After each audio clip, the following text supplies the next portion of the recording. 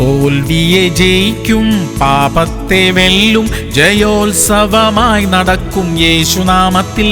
യേശു യേശു എല്ലാ നാമത്തിനും മേലായ നാമം.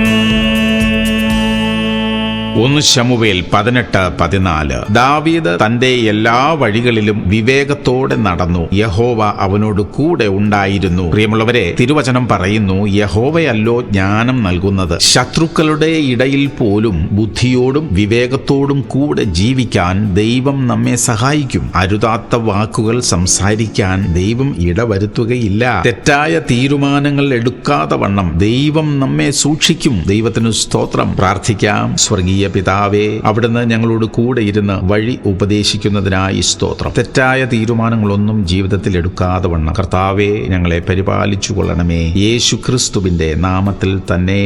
ആമേൻ, ആമേൻ, ആമേൻ.